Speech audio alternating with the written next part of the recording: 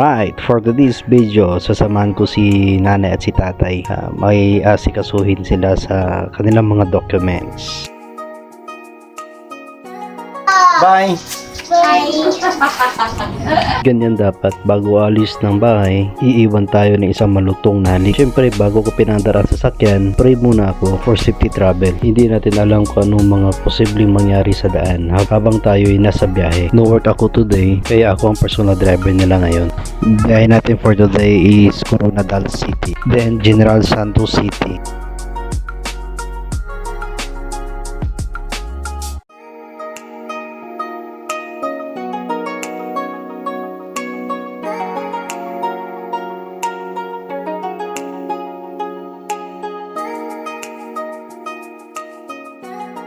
Habang hinihintay ko sila, check natin mukha natin. Try na lang din natin tong sunglass. Mura lang to, 50 pesos lang. Adjust lang din natin yung upuan kung saan tayo komportable. Tayo mag-a-adjust, hindi sila dapat mag-adjust. Tayo. Sa wakas, tumating din sila. Tara!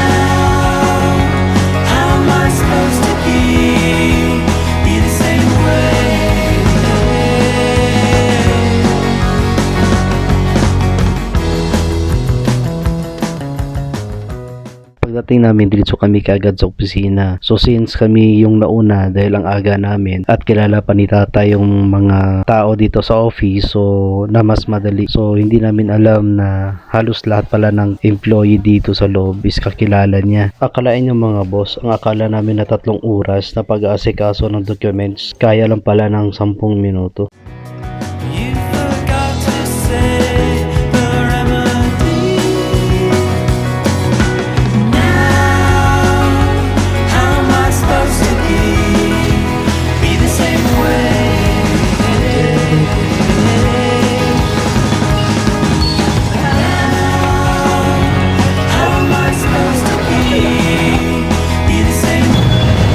Balik na naman kami sa Jensen na naman. So tapos ang transaction. Diri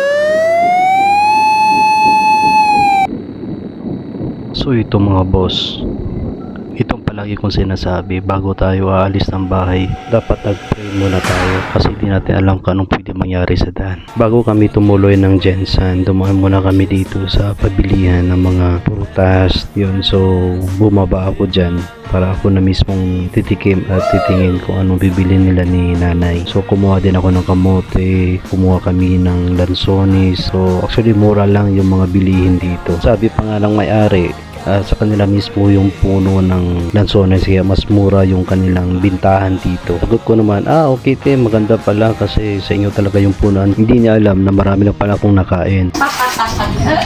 So bumili si nanay ng 2 kilo plus yung nakain ko kalahating kilo, so hindi nalugi yun. So diba, pero yung binayaran do 2 kilo lang. Pero tiko lang, itong bit-bit ko bayad na to. O diba, hindi na tayo lugi dun. Punta na kami ng Jensen. Tara, let's go, kainin na natin tong lansones na to. Right, yan. So habang nagdadrive ako, yan si tita.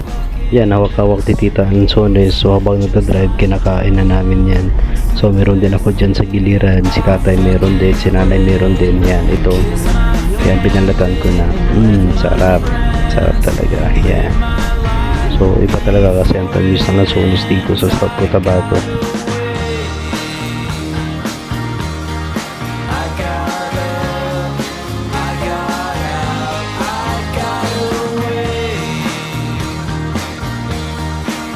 Welcome to General Santos City.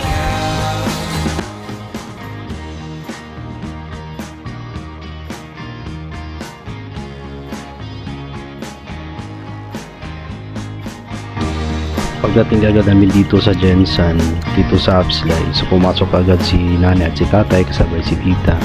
Ako naman nagpaiwan lang sa sasakyan at dito ko muna tatapusin ang part 1.